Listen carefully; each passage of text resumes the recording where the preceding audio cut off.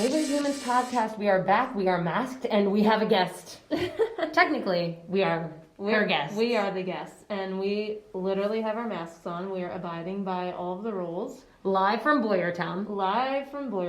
We are broadcasting, and we will get to who we're with in a second, even though we spoiled it all week by posting what we were going to do. But we wanted to come out on Small Business Saturday, and we wanted to pay a visit to a lot of small businesses that we just have never been to. And then one in particular that a friendship has been conjuring up via social media over the past, I would say, 6 months. As they tend to do these days. Yeah, and finally meeting her in the flesh. We're so excited to be in Boyertown, PA. If you guys don't know, now you know. Boyertown's very own Maggie Pie. Maggie Farrell. No. Maggie Pie. Magpie.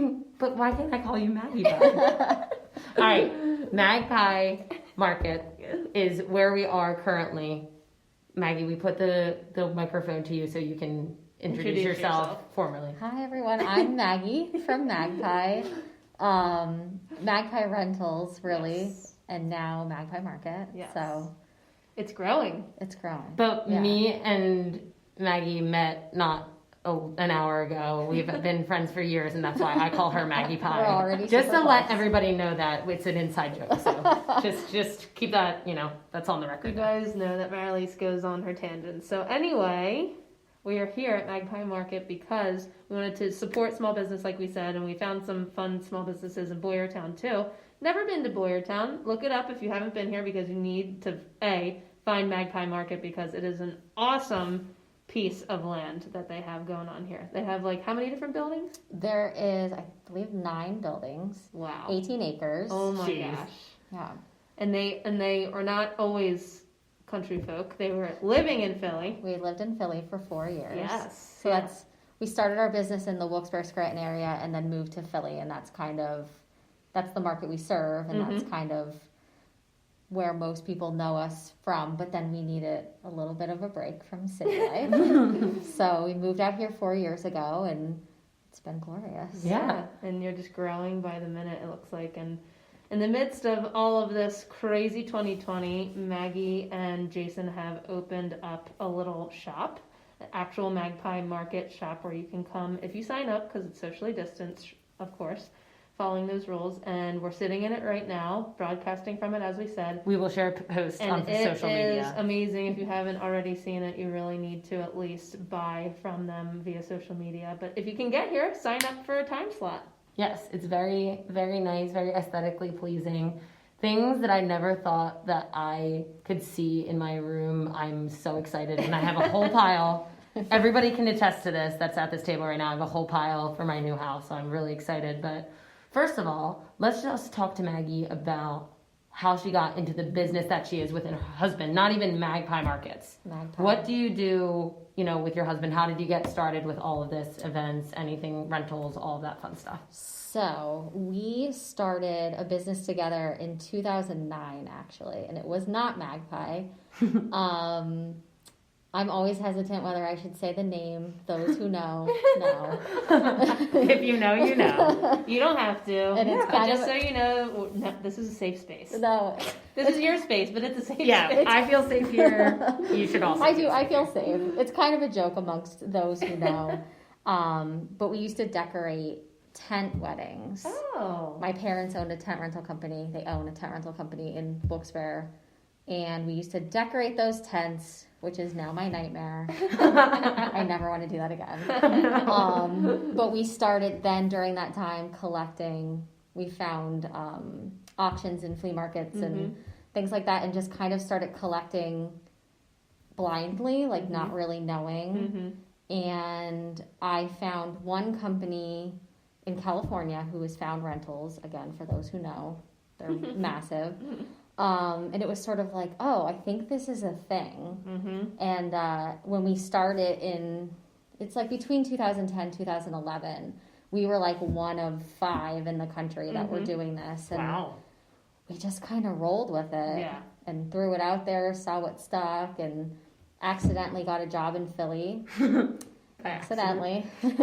And for the next 3 years, we would drive from Wilkes-Barre to Philly multiple times a week Wow. by That's a lot. ourselves, Oh, delivering man. furniture. So it was a lot. But I feel like those early days are what makes you appreciate Totally. everything. Yeah. A lot of late nights and early mornings, but that's how we started. And then we sort of got to a point where we were like, we have to go to Philly. Yeah. So then we moved. Yeah. And then it's just evolved, and we've pivoted a little. Mhm. And was a lot of it like word of mouth and references from your clients past? It was all word of mouth. That's so cool. Yeah, like we never spent $1 on marketing, which Wow. was kind of awesome. That is so important, especially in like an event business Yeah. and like rentals. How people would know is just the word of mouth, and And- that's so important and Yeah. crucial. And social media now. Yeah, Yeah. seriously. You see people, using them, and you're like, wait, what do they do? And it's just that easy to really be connected. Because Yeah. Instagram, well, we used Twitter I remember, for the first maybe year, and then it was really right when Instagram started. Yeah, because pictures do a lot. Mhm. Yeah. And then we were really the only ones in Philadelphia at that time. So then, Yeah. one person gets your name and it just snowballed, which Yeah. was great. I mean, I have nothing bad to say Sure. Yeah. about any of it. Yeah. But yeah, now. And now you have this Now 18-acre we're here. beautiful I was gonna place. say, so like you worked with flea markets in the whole event business, and then from working at flea markets, that's where Magpie Market came, or how did that? So I feel like this dream has always been a dream of mine. Like Okay. I always wanted a Yeah. store, Mhm. and I went through my phases of wanting a store. Like I really wanted a store, and then I sort of had the reality of what that would mean, like Yeah. spending all this time Yeah. at a place, which I didn't think I would love that, Like a storefront, Yeah. like in like a and like paying I was rent. going to say paying rent. Yeah, commercials. Yeah. hard, So especially now. yeah, so we always had like little warehouse sales and tent sales like Mhm. once a year, but it totally was not anything like actually setting up a Mhm. store. And then during the time of COVID, I mean, we've just collected so much stuff over the years. Mhm.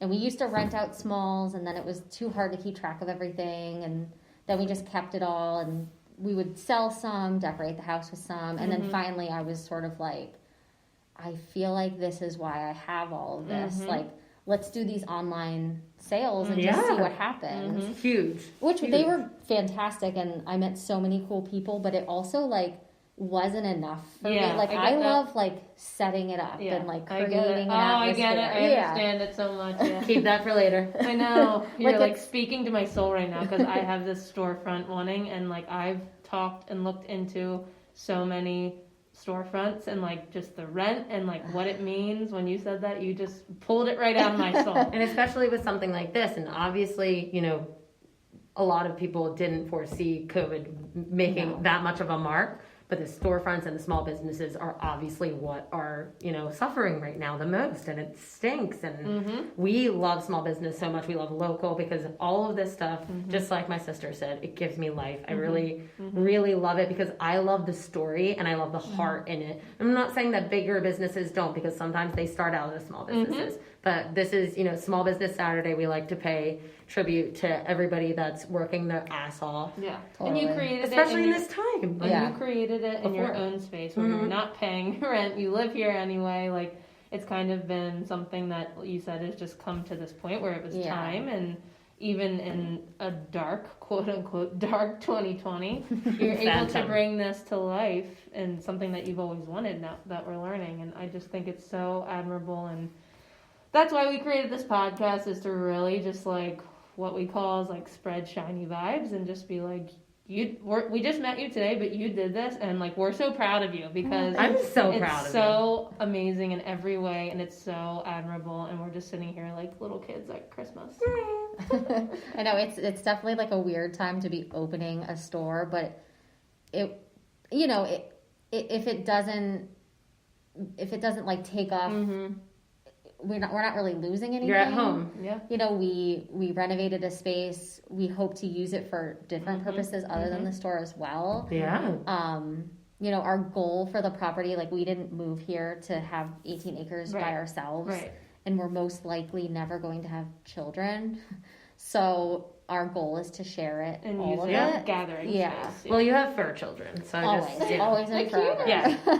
Well, They greeted us today, and we will put that on social media as well. As soon as we drove in, we didn't know where to park at first, but there are parking signs. We just missed them at but first. we were greeted. greeted. We were greeted by Henry and Walter. And Walter. Henry in the car.